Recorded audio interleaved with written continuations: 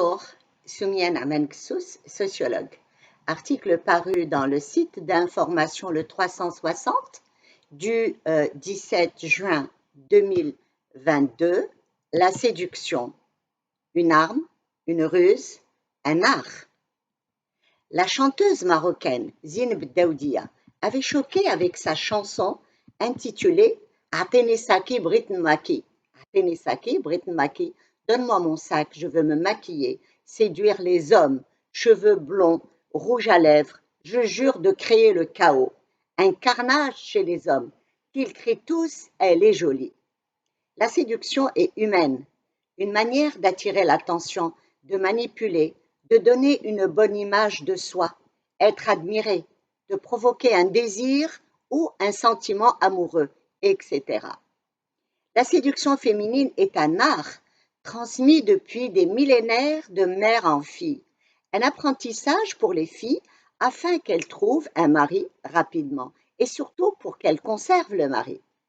Avant les produits cosmétiques modernes disponibles sur le marché, les femmes détenaient le secret de ces traditions, des recettes. Elles détenaient le secret des recettes traditionnelles à base de produits naturels pour être belles. Les fillettes étaient initiées, avant le mariage, à valoriser leur corps.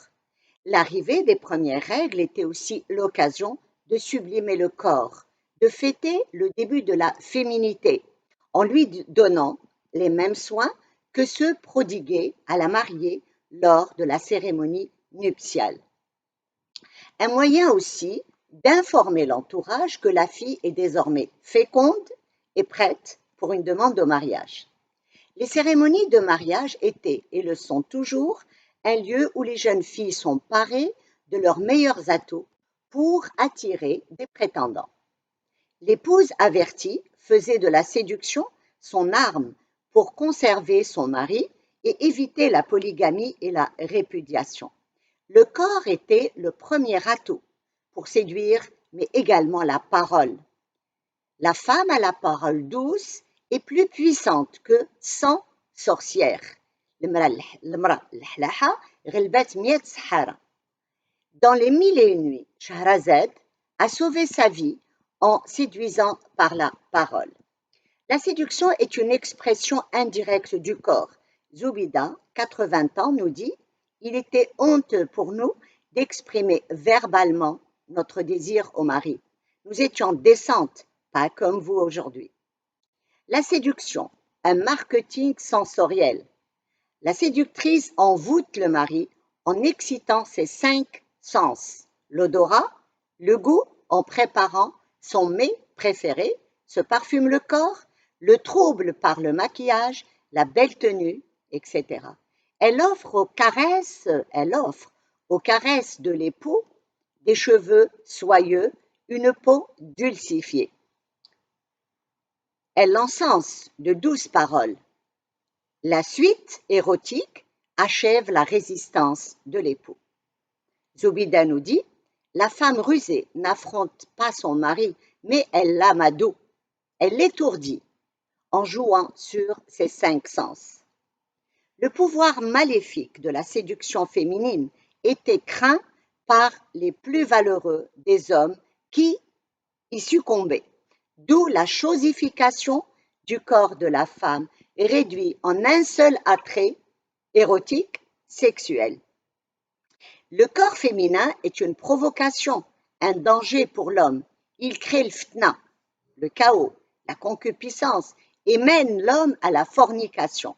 Pour s'en protéger, il a fallu emprisonner les femmes, les isoler, les cacher, les voiler. Mais la séduction est-elle seulement une affaire de femmes? Pendant des siècles, la séduction a été une arme féminine. L'homme, disait-on, est toujours un homme. Sa beauté ne compte pas. Rajil dit Marajil. Son corps devait refléter sa virilité à travers des signes de rudesse. L'homme coquet qui s'attardait devant le miroir était assimilé à une femme, suspectée aussi d'homosexualité.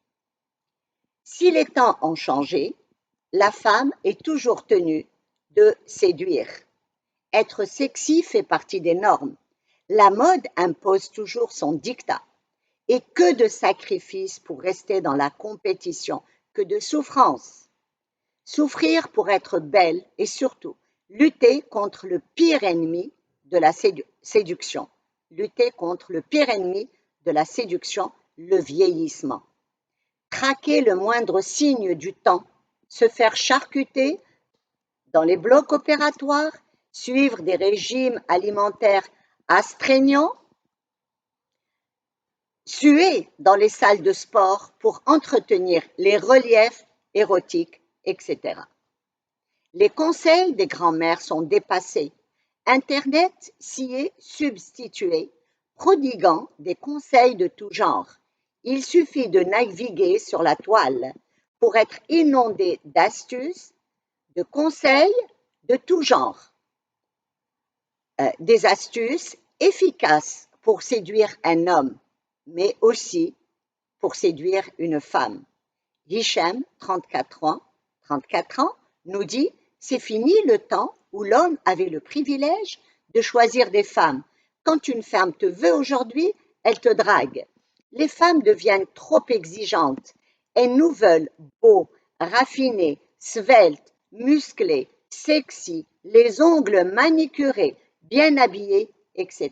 Elles veulent des mannequins. » Décidément, les canons de beauté masculine ont bien changé pour les hommes qui découvrent enfin les souffrances de la mise en beauté.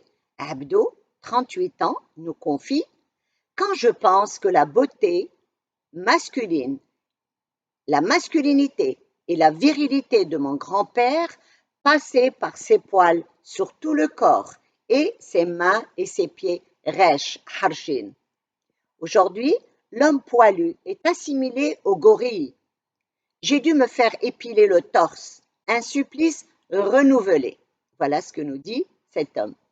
Attirer les regards, plaire, se démarquer par son physique, entretenir les apparences en se pliant au diktat de la séduction. Une contrainte désormais également masculine. Les célibataires, hommes et femmes en quête d'amour ou d'aventure, excellent en séduction, mais souvent, les efforts pour plaire s'essoufflent dans l'institution du mariage, comme si la séduction était juste une affaire de rencontre. Attention, séduire est la première étape d'une relation qui permet de s'attirer mutuellement, de se découvrir et de créer des attaches. Elle n'est jamais acquise à vie. Attention, la séduction féminine qui s'appuie exclusivement sur le corps est éphémère. Séduire, c'est respecter son corps, ne pas en faire une marchandise exposée. C'est cultiver la beauté de son âme. C'est être rayonnante physiquement, s'imposer par ses valeurs, mais aussi briller par son intelligence. Pour la femme et pour l'homme, séduire, c'est prendre soin de soi et de l'autre, c'est continuer à l'épater, à l'attirer, à le surprendre. La séduction doit être entretenue et par l'homme et par la femme, car elle permet de cultiver le désir réciproque. Je vous remercie.